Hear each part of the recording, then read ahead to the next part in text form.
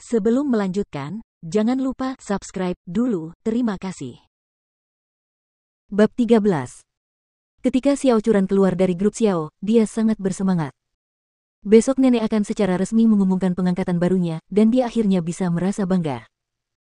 Memikirkan hal ini, dia tidak bisa menahan diri untuk tidak berkata kepada Ye Chen, terima kasih. Jika kamu tidak menyemangatiku, aku tidak akan berani mengambil tugas ini. Istriku, kamu pantas mendapatkan ini. Dengan mengatakan itu, Ye Chen berkata lagi, ngomong-ngomong, istriku, apakah kamu ingin merayakan acara yang begitu membahagiakan? Xiao Churan mengangguk, bagaimana kamu ingin merayakannya? Ye Chen berkata sambil tersenyum, ini hampir tiba. Ini ulang tahun pernikahan kita yang ketiga, mengapa kita tidak merayakannya bersama? Aku akan mengaturnya dan kamu tidak perlu khawatir tentang itu. Xiao Churan bertanya dengan heran, apakah kamu berencana untuk mengejutkanku? Ya. Ye Chen mengangguk dan berkata sambil tersenyum, aku hanya ingin menyiapkan kejutan untukmu. Xiao Churan merasa sedikit manis dan berkata, kalau begitu aku tidak akan bertanya padamu apa itu.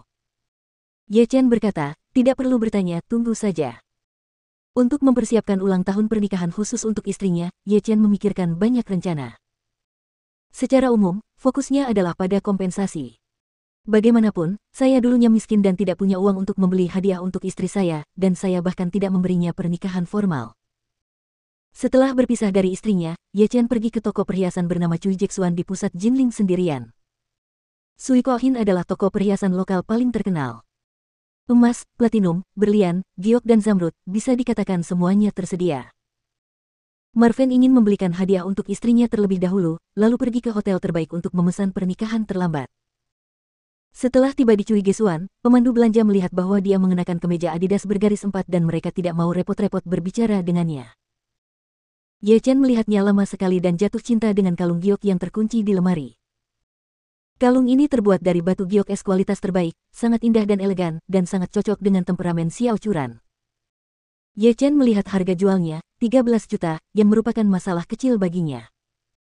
Jadi dia memanggil seorang penjual dan berkata, halo, tolong keluarkan kalung ini dan biarkan saya melihatnya. Orang lain melirik Ye Chen dan berkata, saya tidak punya kuncinya. Kuncinya ada di tangan manajer kami. Kemudian, dia menggunakan interkom dan berkata, manajer Wang, seseorang ingin melihat harta karun toko kami. Segera, seorang wanita berpakaian sangat menawan berlari dengan penuh semangat. Namanya Wang Yan, dan dia adalah manajer penjualan di sini. Tamu terhormat mana yang ingin melihat harta karun toko itu? Penjual itu menunjuk ke arah Ye Chen dan berkata, manajer Wang, ini pria itu. Apa? Dia telah memakan seekor lalat. Bagaimana sutra gantung seperti itu bisa dianggap sebagai harta karun? Memikirkan hal ini, dia segera berkata kepada pemandu belanja pria, Xiao Liu, apakah kamu bercanda?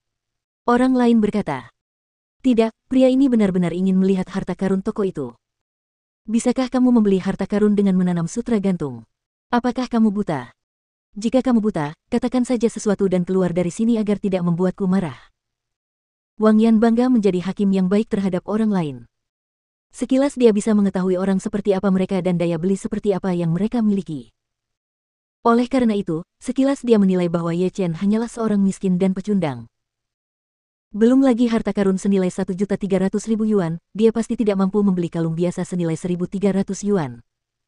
Bukankah ini menyia-nyiakan perasaanmu? Pemandu belanja pria dimarahi sehingga dia tidak berani berbicara. Ye Chen mengerutkan kening dan bertanya padanya, apakah kamu tidak buka untuk bisnis? Saya ingin melihat kalung ini. Apa masalahnya? Terbuka untuk bisnis, tetapi jika Anda tidak mampu membelinya, jangan ikut bersenang-senang. Ye Chen mengerutkan kening dan berkata, bagaimana Anda bisa mengatakan bahwa saya tidak mampu membelinya? Wang Yan berkata dengan nada meremehkan. Ini sepotong batu giok bernilai puluhan juta, kamu ingin membelinya untuk apa? Aku tahu, bukankah kamu hanya ingin aku mengambil fotomu dan mempostingnya di WeChat? Dadanya dan berkata, dia tampak sombong dan penuh penghinaan. Mendengar bahwa batu giok ini bernilai puluhan juta, banyak orang di sekitar menunjuknya dan berkata dengan nada meremehkan, orang-orang seperti itu sangat tidak tahu malu. Jika Anda tidak mampu membelinya, Anda tetap bersikeras untuk melihatnya. Apa yang Anda lihat? Ya, aku juga tidak akan melihatnya. Dilihat dari status dan pakaiannya, bagaimana dia bisa layak mendapatkan batu giok terbaik seperti itu? Sudah kubilang, ada terlalu banyak yang seperti ini sekarang. Ye Chen melirik pada Wang Yan di konter dan melihat ekspresi serius di wajahnya. Dia mencibir pada dirinya sendiri dengan jijik, dan dia sudah memutuskan untuk memberi pelajaran pada pria bau yang meremehkan orang lain ini. Jadi, Ye Chen mengeluarkan ponselnya dan menghubungi nomor Tang Sihai. Datanglah ke Cui Jeksuan dan siapkan uang tunai 13 juta untuk saya. Sampai jumpa 10 menit lagi. Tidak masalah, Tuan Muda, saya akan segera datang. Wang Yan mengerutkan bibirnya dan berkata sambil tersenyum, ya. Saya kecanduan akting. Saya belum pernah melihat uang tunai sebanyak itu dalam hidup saya. Saya harap Anda dapat membuka mata saya. Anda tidak tahu bahwa uang tunai lebih dari 1 juta perlu dilaporkan ke bank terlebih dahulu kamu membuat janji. Hahaha, kamu lucu sekali.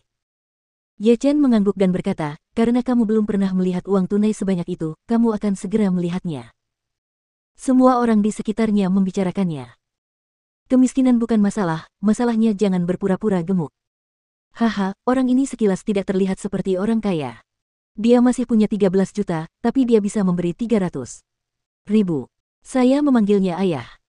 Saya hanya ingin melihat seperti apa uang tunai 13 juta. Wang Yan tidak bisa menahan senyum ketika dia mendengar bahwa semua orang ada di sisinya. Dia tidak bisa melihat uang tunai itu nanti. Bagaimana nasib pria malang itu? Beberapa menit kemudian, beberapa Rolls-Royce tiba-tiba berhenti di pintu masuk Cui Jeksuan. Segera setelah itu, 8 pengawal berjas hitam keluar dari 2 Rolls-Royce di depan. Mereka membawa koper hitam di tangan mereka, otot-otot mereka tegang, wajah mereka serius, dan tubuh mereka terlihat dingin dan mematikan. Adegan ini langsung mengejutkan seluruh Cui Jeksuan. Dari mana datangnya peluang besar ini untuk mendapatkan kemegahan seperti itu?